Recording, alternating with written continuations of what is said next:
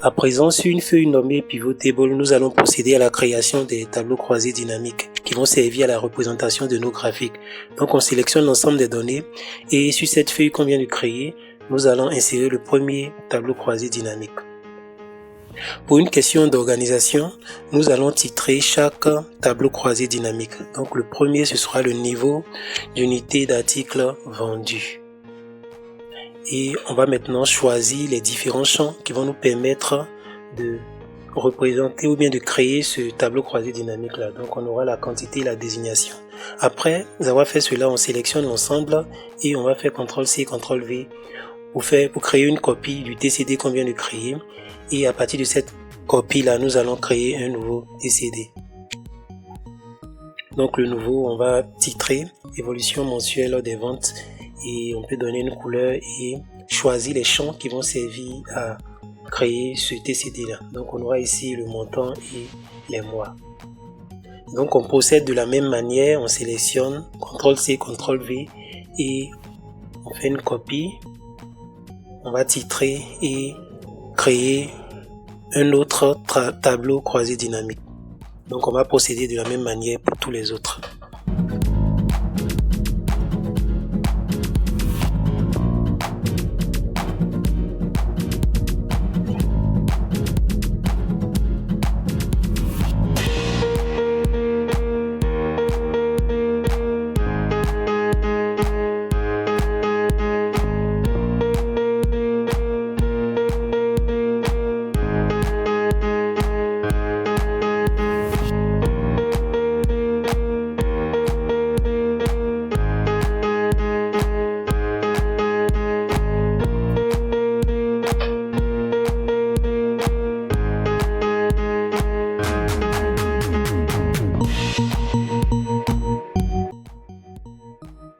À ce niveau, nous voulons l'évolution du revenu par trimestre.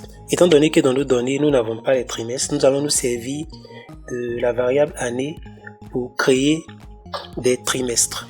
Donc on développe et on va grouper en trimestres. Donc on n'a pas besoin ici, on avait groupé en mois et trimestres, on n'a pas besoin des mois, donc on enlève les mois.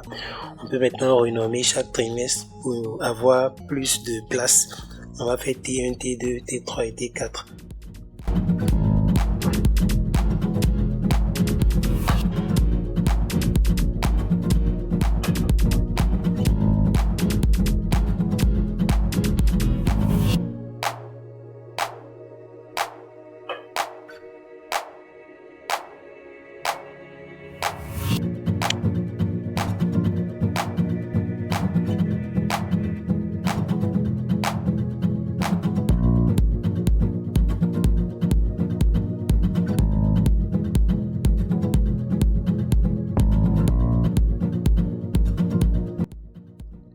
Ici, on aura besoin de faire certains calculs. Donc, on va recopier les différentes villes avec le montant. On essaie de créer un total ici. Donc, on fait la somme de tous les montants.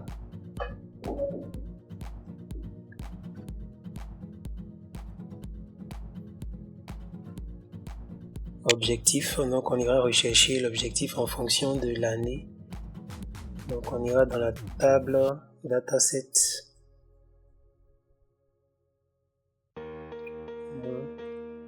et on va faire une recherche V dans cette table. Donc année, dépenses et objectifs. Donc ça nous permet d'avoir l'objectif pour l'année 2020.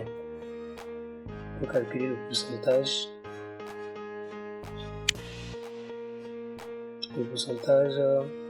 attendu. Et on aura ici le pourcentage restant.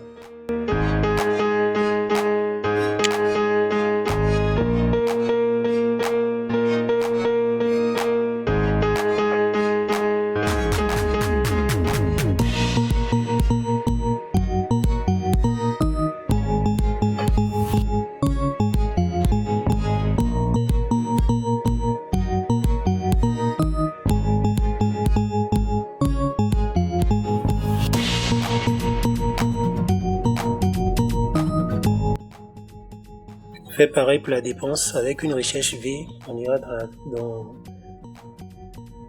la table et en fonction de l'année, on va trouver la dépense qui correspond. Le taux de marge,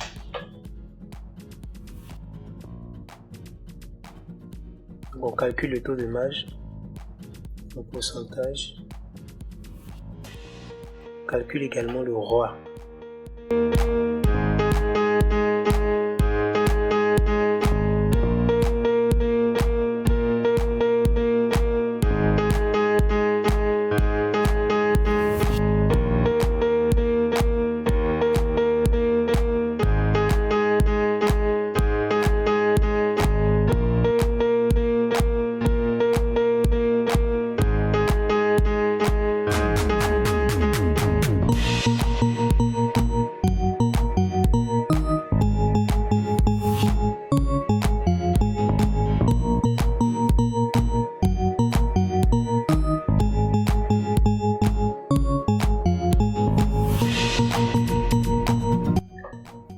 Donc à ce niveau, on veut également on va créer un repère.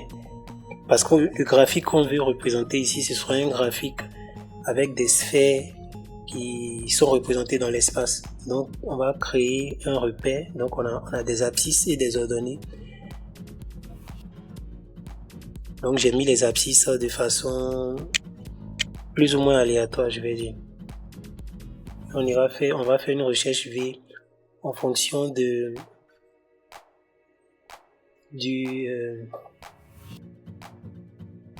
réseau.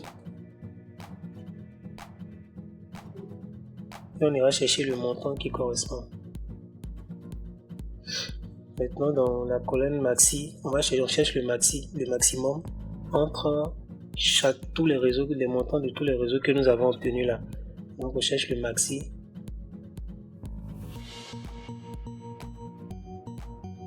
On va mettre ça en absolu. Donc si c'est le maximum, alors il met la valeur. Si ce n'est pas le maximum, il ne met rien. Merci de vous abonner.